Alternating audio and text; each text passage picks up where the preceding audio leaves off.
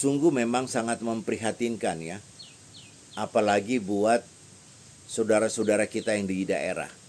Melihat apa yang terjadi di Jakarta, di ibu kota, di pusat kekuasaan. Korupsi di mana-mana. Sementara saudara-saudara kita yang ada di daerah, mereka bertahan hidup dengan kemiskinan mereka. Artinya ada perasaan ketidakadilan yang mereka lihat, yang dipertontonkan oleh orang-orang yang berkuasa di Jakarta. Padahal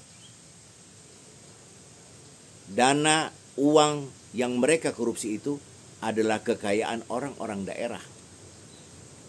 Minyak ada di daerah, bukan di Monas. Tambang ada di daerah, bukan di Monas. Nikel ada di daerah, bukan di Monas.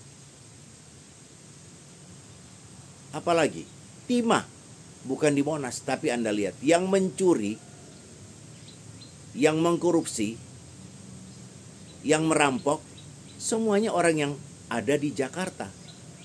Anda sadar tidak bahwa ada perasaan marah dan ketidakadilan yang dirasakan oleh orang-orang daerah terhadap perilaku politik atau perilaku kerakusan orang-orang Jakarta? Ini harus kita perbaiki. Harus kita perbaiki. Satu-satunya cara yang bisa kita lakukan, kita harus melawan ketidakadilan ini. Sekali lagi, kita harus melawan ketidakadilan ini. Karena ketidakadilan inilah yang kemudian akan menimbulkan disintegrasi bangsa.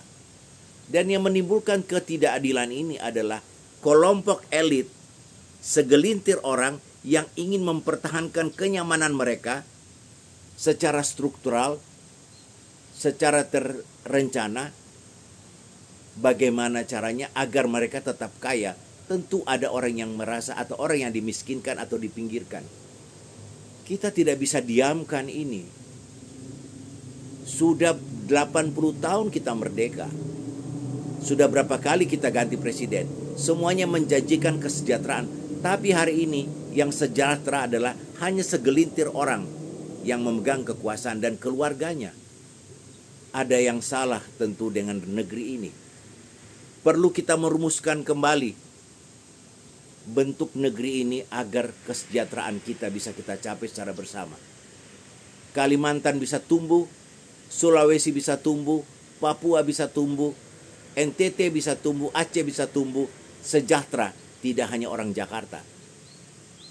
Kita harus gugat secara bersama-sama bahwa ketidakadilan yang dipertontonkan oleh pusat kekuasaan yang ada di Jakarta ini telah melukai perasaan keadilan kita sebagai warga negara, sebagai anak bangsa. Salam, kita menanti dalam kesabaran, tetap kita suarakan ketidakadilan ini agar negeri ini menjadi lebih baik dan tidak akan mengalami disintegrasi bangsa. Salam akal sehat.